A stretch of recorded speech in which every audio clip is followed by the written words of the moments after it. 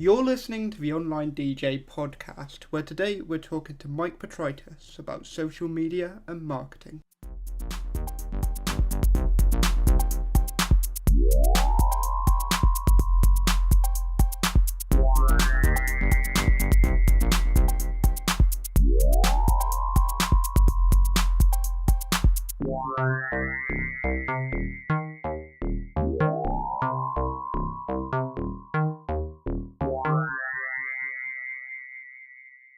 So ladies and gents, welcome to another episode of the Online DJ podcast. Today we're going to be looking at marketing, and in particular social media marketing. Now when DJs look at marketing and think of social media, they instantly look at platforms like Facebook, Twitter, and think of just putting a post out there. But what sort of posts should we be putting out there? What social media networks should we be on? And what social media networks are new and maybe we should be looking at getting into? So with me today, I've got Mike Petritis from Elix Marketing to talk us through some of these questions. So firstly, Mike, before we get started, could you tell me a little bit about you and Elix Marketing? So hey everyone, my name is Mike Petritis. I'm the owner and CEO of Elix Marketing. We're a small business social media and branding firm based outside of Chicago. We manage about 40 different brands across 9 different states, anywhere from organic farms to chiropractic offices, to restaurants, to, of course, wedding DJs. About 30% of our actual clients are wedding DJs, and I myself have been a DJ for a little over 9 years now, I believe. I think in October it's 10, which is kind of mind-boggling. But either way, I've been a DJ for quite a while, and my passion's still there. I still do DJ. I do subcontracting work on the side. I went to Columbia College Chicago with a degree in marketing, graduated from there last December, which is awesome.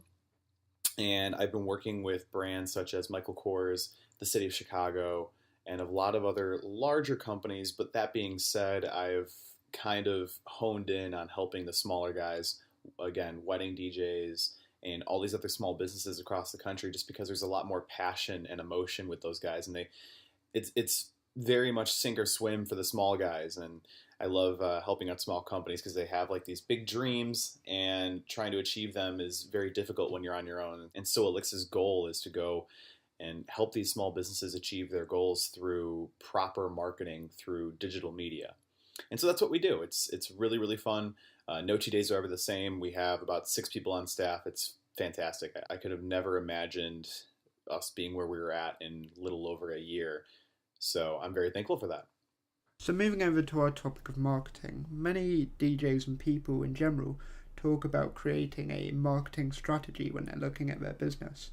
Why is this important to do?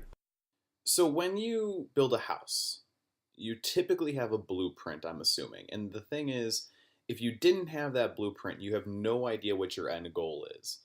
It's very much the same with marketing. If you don't have a plan put in place, you don't have any sort of idea of where you're going or any sort of directions on how to get there, it's always going to end up as being very messy, and it's always going to have some sort of issue, and you're going to run into problems, and nothing will sound cohesive or come together. And I'm going to use that word cohesive a lot, which is very important. But the thing is, a marketing plan is like your guiding light. I'm sure everyone who's listening to this right now has some sort of business goal in mind. And a marketing plan should always drive you towards that goal. And the goal should always be measurable. You should always have some sort of monetary or statistical goal in mind that you can definitely measure and achieve, which are 2 very important terms. Every single goal should be measurable and attainable. So realistic, of course, and you should be able to measure your goals as you go, as you progress to them. And when you have a marketing plan, while you have a lot of different creative elements in there that lead to your ultimate goal, you want to check in with yourself and say, okay, is this Facebook ad reaching the right amount of people? Is it having a high enough click-through rate? Is it generating enough traffic on my website? Does my blog have enough engaged listeners where they're actually reading the whole thing and they're not just bouncing off the page in 20 seconds? And there's a lot of different things that go into it, but ultimately, I'm kind of digressing from the question a little bit, but ultimately a marketing plan is incredibly important to ensure that you have a goal in mind and that all your marketing efforts feed into that goal. So you definitely, absolutely need to have one. So, leading on from my last question, how can, say, a DJ build a marketing plan of their own? So, creating a marketing strategy from scratch is a little bit daunting at first, but what you need to do is start from the end. So, I say this to every client of mine. What's your 5 year goal? Even 10-year goal? 15, 20, I don't care what it is. What's your longest term goal that you have right now? And what can you do now to get you into that space? What can you do to help you reach that goal? So from a DJ standpoint, let's say that it's you want to be booked. You want to be booked 48 weeks out of the 52 weeks next year.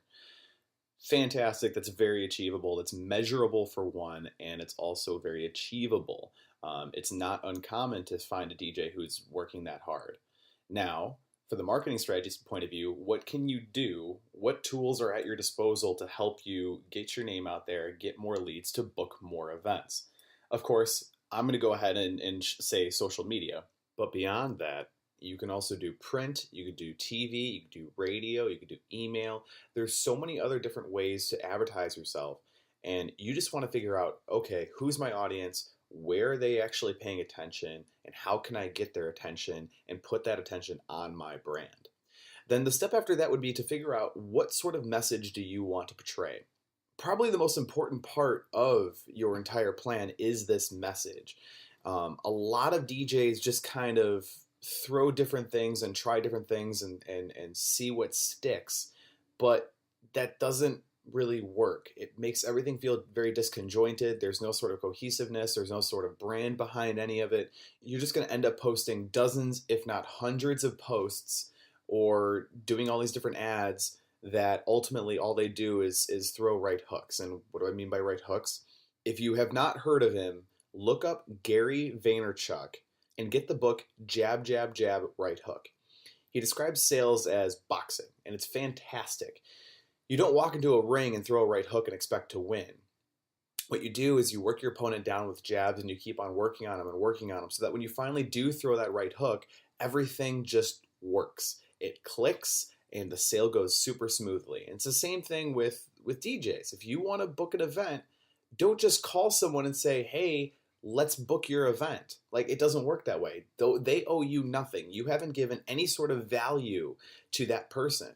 So ultimately, your marketing plan should be one that is providing value through entertainment, through education, through some sort of means that makes the client feel as though that they've received some sort of value. You want them to feel indebted to you. You want them to follow you as an authority on events, and you want them to give you their money based on the fact that you've provided so much information to them that they are now indebted to you. So in your last answer there, you mentioned social media. Now, why do you feel social media is a vital part in, say, a marketing plan? I was really hoping that this question would actually come up, because I don't think social media marketing and marketing are mutually exclusive of each other. Social media is marketing, and marketing is social media. We're in a day and age where it's almost required that you're on social media in any way, shape, or form. And I feel as though DJs in particular, as people who revolve around parties and they do business at events where people are networking and partying and dancing and having fun and stuff. I mean, that's where social media kind of thrives. Whenever you look at a Snapchat or you look at Facebook and someone's checking into a location, I mean, people are always at events and they're sharing the experiences that they're having. And you are the ambassador of those events. You make those events happen. And if you're not on social media with those people, you're not listening and you're not playing in that space as everyone else is, what's the point of you being there? I mean, sure, you're there to DJ and you're providing service, don't get me wrong, but the thing is that your audience is on social media, and right now, if you're not on there with them, your only interaction with that audience is through maybe a request sheet or something else of those sorts. I mean, the thing is, you need to be on social media, and it would make your business go so much better for you to be able to interact with the audience on such a more personal level that I don't see why you wouldn't do it. I would go as far as saying that anyone who is avoiding social media in any way, shape, or form, they're not on social media and they're saying, I don't need to be there, it's too young for me, blah, blah, blah, blah. If there's anyone like that out there, I'm going to go and say that they are not going to be in business in the next 3 years. Let's say 5 years to be safe, but they're going to be out of business, because the thing is, that's where people are at. That's where the business is happening, and that's where people are playing, and that's where the attention is. If you're completely avoiding that, you're stuck in 1980s, 1990s, and you're not going to move forward. I'm sorry. So, Mike, in terms of content that we should be posting on social media, what sort of things should we be posting, like blog posts, videos, etc.? What sort of thing would you recommend? Okay, so we're just going to jump into the meat and potatoes of this entire interview, I guess, right now. So the nice thing is that the answer is yes to all the above. Even if you, as a listener right now, are thinking of things in your head, the answer is yes. It's always going to be yes. The more content you put out, the better. But that being said, good content matters. You can't just put out quantity of content. You have to put out really good quality content. Obviously, the examples given in this question were blogs and videos, and both of those are actually my top two, I would say. Right now, when it comes to Facebook specifically, for those who do not know, there's various types of posts on Facebook. There's text posts, there's link posts, there's photo posts, and there's video posts. All four of those rank differently in Facebook's algorithm.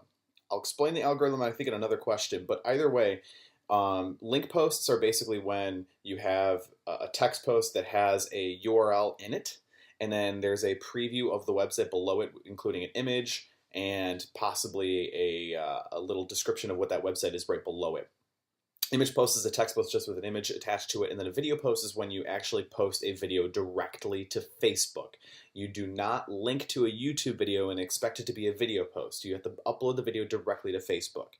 If you want to win in the Facebook space right now, you upload videos directly to Facebook, and you also post long-form blog content.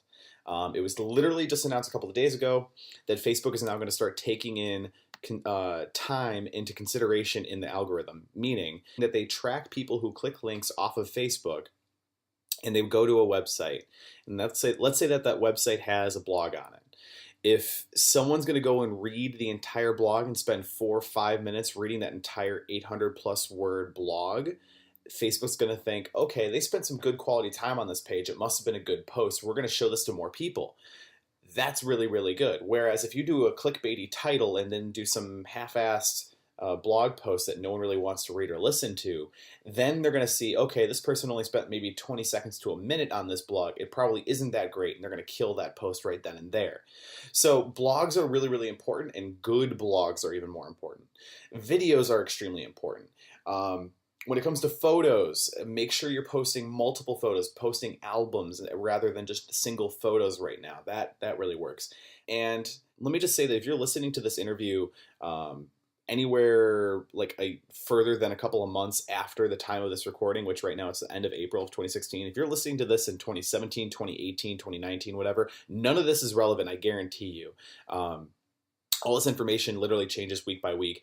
I mean, it was funny when I was actually speaking at Midwest DJs Live a couple of weeks ago. I was literally changing my presentation minutes before I went on just because it moves that quickly and there was new things being announced. But when it comes down to it, content is extremely important, and you have to make sure that you're posting really good quality content. But also keep in mind that you want to make sure that the audiences that you have on each one of your social media profiles is being taken care of correctly. Your audience on Facebook is rather mainstream, yes, but your audience on Snapchat, your audience on Instagram, your audience on Pinterest are going to be 3 completely different audiences, and they also don't want to see the same rehashing of all your content across all those different channels. If you post the same thing on Facebook as you do on Twitter, as you do on Pinterest, as you do on Instagram, Snapchat, etc., it gets old. Why should I follow you on Instagram if it's the exact same stuff as on Facebook and I already follow you there? You don't need to constantly cover all of your bases all at the same time. It's going to get annoying, and you're going to ruin and alienate your audiences. There's different types of people on every single social media platform, and you want to make sure that you're tailoring that content just to them.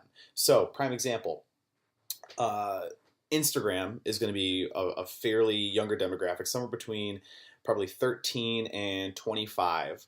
And those people are going to be fairly gender mixed. When it comes to Pinterest, though, you're going to have a lot of women between the ages of 18 and 32 who are, well, they're women, and they want to go to Pinterest and they want to see DIY projects, they want to see dream wedding locations, they want to get inspiration, and that you want to make sure that you're catering to them there. When it comes to Snapchat, that's primarily, again, about 12 to 24, give or take. But there's a very odd resurgence or upcoming of the 32-ish age range on Snapchat as well. I guarantee you in the next 2-3 years, you're going to see Snapchat become the next Facebook, just because you're going to have the people who once said that, oh, Snapchat's for younger people, it's not my demographic, I don't need to be there, kind of a thing. They're going to start going in there. It was really funny, actually, last Christmas when I was with the side of the family that I've only seen like maybe 4 times a year on all the major holidays. I see my uncle, who's in his 50s, have a Snapchat account. My mind was blown right then and there. So there's something happening there, and that's something you guys need to take advantage of. When it comes to Facebook, it's pretty mainstream. You can pretty much post anything there. But Twitter is very, very interesting, because when you post to Twitter, Twitter is not a timeline. Think of it as the water cooler in the office. You go to Twitter to converse and help people and answer questions and get into conversations. Your timeline on Twitter shouldn't be automation of your Facebook timeline. You need to go on Twitter, search out and seek out conversations, answer questions from brides who I know are wondering what they need to do, because hopefully, unfortunately it's not always true, but hopefully you only have one wedding and you only do this once in your life. And so she has no idea what she's doing. So you as a DJ need to go out, answer her questions, help her out, be an authority. And you can do that. You search.twitter.com. Go and do it. But either way, Twitter is very much about the conversation. It's not about putting out information or tweets to be funny or entertaining as much. I mean, you can do that, but that's not what it's there for. And plus, I'm going to go out and assume that everyone who's listening to this right now, maybe half a dozen of you actually have a decent following on Twitter. But the rest of you have either never touched your Twitter, or your Twitter has been sitting forever and it's just a automatic posting of your Facebook timeline. And you don't do that. And don't neglect Twitter. I know it has an issue, and you're probably reading a lot of reports saying that Twitter is failing and it's falling to the wayside. But stuff is happening in that space, and so don't neglect it completely. Make sure you stay on top of that. So, Mike, in terms of value, how can DJs provide the most value when it comes to things like marketing and content on social media? Before I fully answer this question, I do want to touch base on the word value and why it's so important. Some of you may or may not know that Facebook has an algorithm. And not only that, but Facebook also owns Instagram, and Instagram just had the same algorithm inputted into its own feeds. And Twitter is also working on an algorithm as well. But what do you mean by algorithm, Mike? Well, rhetorical question coming from the back. That algorithm is what's keeping you as a user on Facebook. They're doing something that I like to call progressive publishing, meaning if you were to go and make a post on Facebook, they're going to publish it to maybe 10% or so. We don't know the exact number, but it's an arbitrary number. They're going to show this post to a small percentage of your audience, and they're going to use them as a test audience. If this test audience, let's say it's 10% of your following, let's say they're going to show it to 15 people. If those people like, comment, and share on that post, they engage with that post, Facebook then thinks that it's actually a valuable post. Same with Instagram. If people heart and comment on that photo or video, then they're going to find value in that, and they're going to continue to push it to a larger audience. So the more people who engage with your posts and find more value in your posts, the further that it goes. So those of you DJs out there who think that they need to pay to boost every single one of their posts, you're just making really crap posts. I'm sorry. The thing is, you want to make sure that you're putting out as much content as possible, but also at the same time, don't be afraid to give away your trade secrets. Maybe not your like behind the scenes DJ secrets, but your secrets that a bride can actually use. You provide that value knowing that you are confident in your ability to be a professional and be the one at her event that gets that bride through her day. She'll book you.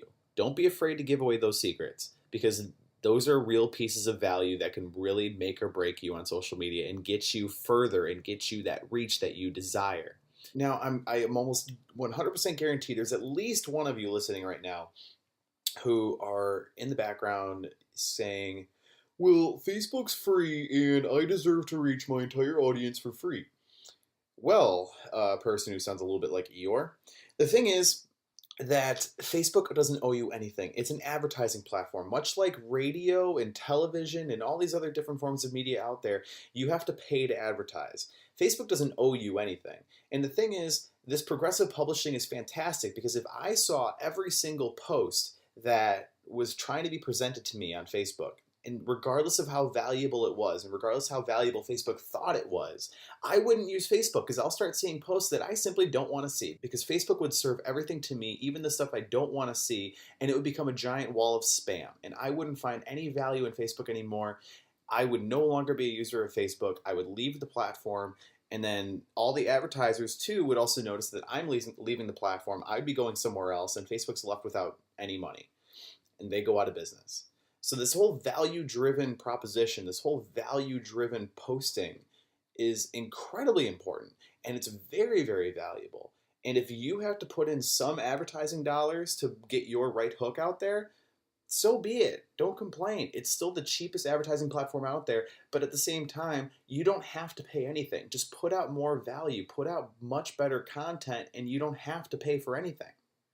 Now, Mike, many DJs primarily focus on sales when it comes to things like social media, not actually sort of providing any useful or valuable content. So why is this not really the best way of going about social media? So this goes into the previous question.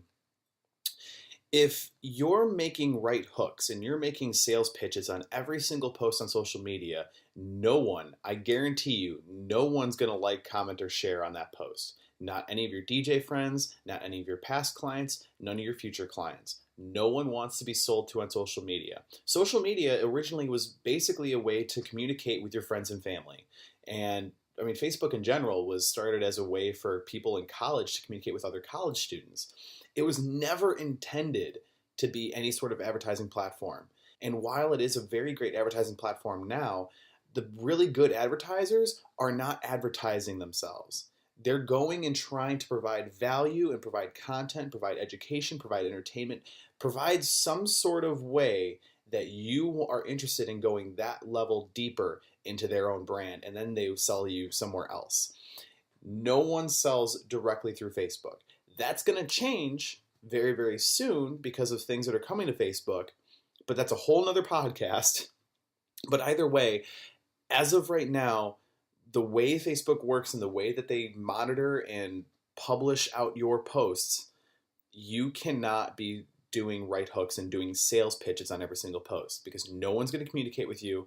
You're not going to reach absolutely anyone, and there's no benefit to doing it. It's as simple as that. So you've given a lot of great advice on social media and marketing, but are there any sort of common mistakes you see people making when it comes to marketing and social media? Absolutely. DJs have their own quirks. Beyond the fact that they always want to go for the sale and they always make the post saying, call now for free uplighting or call now for 10% off or set up this meeting for free coffee and then I'll sell you on my services, whatever, blah, blah, blah. Beyond that, they always love posting photos of their gear. No one cares. Other than other DJs, not a single person cares. You want to make sure that when you're making photos that you're including some sort of emotional connection, some sort of face, some sort of smile, some sort of crowd that's dancing and they have their hands in the air. That's what people want to see. They want to see the results. They want to see what you bring to the party. So stop putting gear photos in there. No one cares other than other DJs, which brings me to my next point. Stop inviting other DJs to your business pages. At least on Facebook specifically, and any sort of algorithm-based platform, you don't want other DJs to like your page because I guarantee you that those DJs will not engage. They will not like, comment, share, heart, comment, whatever it might be. They're not going to engage with your posts.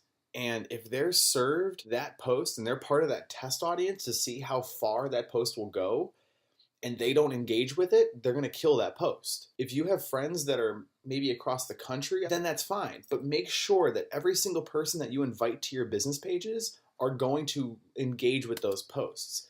So Mike, are there any other tips, tricks or advice you want to give us about marketing, social media or anything like that before we come to the end of the podcast today? When it boils down to it, you need to get on Snapchat. Every DJ, every single business needs to get on Snapchat, in my opinion. It's a fantastic way to have guaranteed consumed content. What I mean by that is that me as a person, whenever I'm on Facebook and I see the little notifications, the little red 1 or red 2, whatever that number may be, I always want to get rid of it. And Snapchat's the death of me because I always get notifications for every single Snapchat. And I mean, the story feed is all notifications. So I view everything on Snapchat. And you, as an advertiser, as a business, can, if you put out compelling content, you can reach these people and put so much of your business and brand in front of people. It's fantastic. Beyond that, I would say a lot of people try to be on every single social media platform out there. That's not needed whatsoever. Those of you who do school dances exclusively, you don't need to be on Pinterest. Or those of you who do corporate events exclusively, you might not need to be on other things. Find out where you work best and where you perform best, and make sure that you exploit that and you continue to kill it on those platforms, because you don't need to waste your time on everything else. I would venture to say that no DJ belongs on Vine right now. Find out where you work best and stick with that. You can try new things, try everything, but stick with what's best. You don't need to continue to be with everything. People these days can do a few things. They can smell BS a mile away. They hate being sold to, and they want everything. So with those three things in mind, drop the used car salesman mentality. Never try to oversell yourself. You should be able to produce a product and a service that sells itself, and you shouldn't have to worry about trying to constantly go out and make posts and make ads for buy now or book now kind of a thing. It's not needed. People can smell that, and you need to be authentic. Authentic is a very important word here. When you're completely honest with people, you give as much value and information as possible to these people, and you just go out and confidently say, I'm the best at what I do. That's what generates sales. I guess on a more sort of systematic standpoint and less of a big 10,000 foot view sort of thing, when it comes down to it, I mean, social media is all about trying to provide value and build trust. You basically want to make friends, not clients. At least that's my standpoint. There's some people who might argue that, but when it comes down to it, social media is about being social. So stop making it super businessy, and you need to realize that it was created to be social, and it's called social media for a reason. So if people want to find out more information about you or your marketing services or anything like that, what's the best way to find out that information? If you want to find out more about me and follow me on social media, you can go ahead and find me on Facebook or Instagram or Twitter.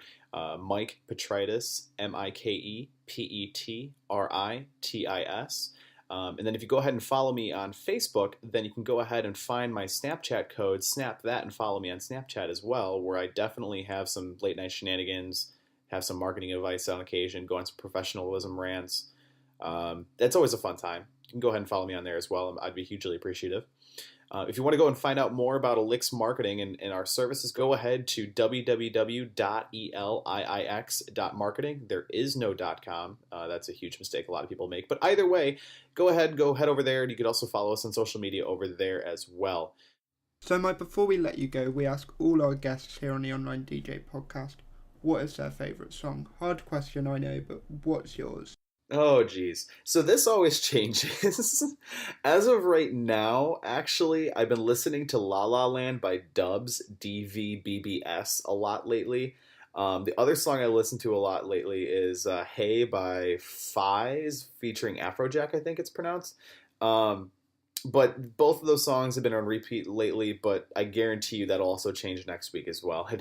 I never stick with one song for too long. But either way, thank you so much. It's been a real treat, and go ahead and shoot me any other questions you guys may have, and I will see you guys soon. Bye. Thanks, Mike. So I hope you've all learned something about marketing or social media from me talking to Mike there. I know I've definitely learnt a lot more about the algorithms behind Facebook. I definitely did not know that sort of stuff. And I'm definitely going to start investing more into things like Snapchat. I've used it personally at gigs over the past 6 or so months, but I'm definitely going to invest more time into it and look at how I can use it better as a sort of marketing tool. Other than that, that's all we've got time for today on the Online DJ podcast. If you want to discuss anything we've talked about today, you can head over to our Twitter at OnlineDJHQ. We're also on Facebook if you look up Online DJ. You can also find our website www.onlinedj.co. If you head over there, we have articles, reviews, and you can also find information about this podcast, such as past episodes, where you can subscribe to it, and future shows, all sorts of things like that.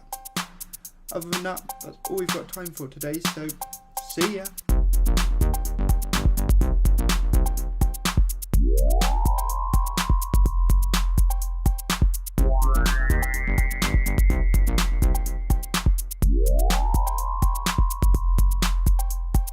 Wow.